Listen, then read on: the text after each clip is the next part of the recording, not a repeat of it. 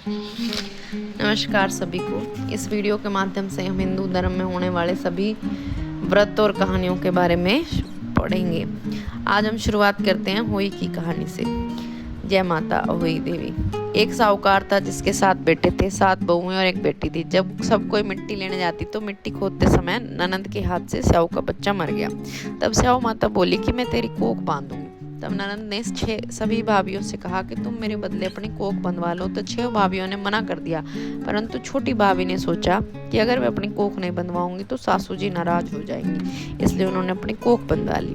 तब जब उनके बच्चा होता तो वह होते ही 7वें दिन मर जाता। एक पंडित को बुलाकर पूछा गया कि क्या बात है कि जो मेरा बच्चा होते ही 7 दिन के अंदर मर जाता है। तब उन्होंने कहा कि तुम सुरही गाय की सेवा करो, और सुरही गाय स्याऊ माता की सहेली है। जब वह तेरी कोख को छोड़ेगी तभी तेरा बच्चा जिएगा। वह रोज सुबह जल्दी उठकर सुरही गाय का काम करने जाती थी। गौ माता ने सोचा कि आजकल कौन मेरी सेवा कर रहा है, मेरी बहुएं तो काम करते हुए लड़ती हैं। तो गौ माता ने सुबह उठकर देखा कि साहूकार की बेटे की बहू है जो सारा काम करके जाती है। उसके आंगन की सफाई करना, उसके लिए घास डालना और पानी डाल के जाती थी। गौ माता ने बोला कि बोलो तुम्हारी क्या इच्छा है जो तुम मेरे इतना काम करती है, मांगो क्या मांगती हूँ।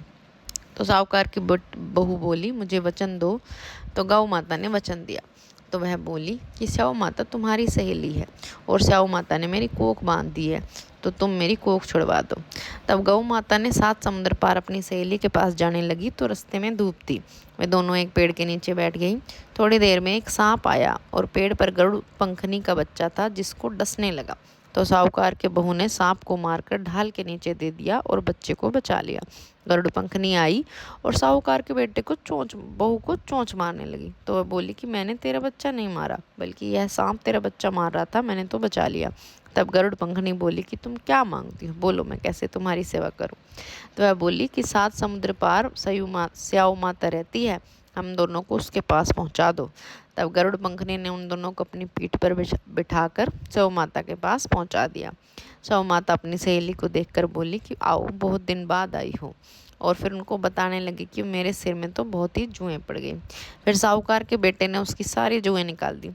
तब स्याऊ माता बोली कि तुमने तो मेरी बहुत ही भलाई करी, इसके लिए तेरे 7 बेटे हों, 7 बहुएं हैं।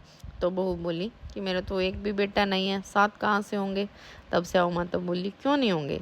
तो वह बोली कि पहले तुम मुझे वचन दो।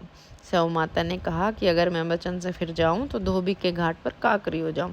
तब साहूकार की बहू ने कहा कि मेरी कोख तो तेरे पास बंधी पड़ी है।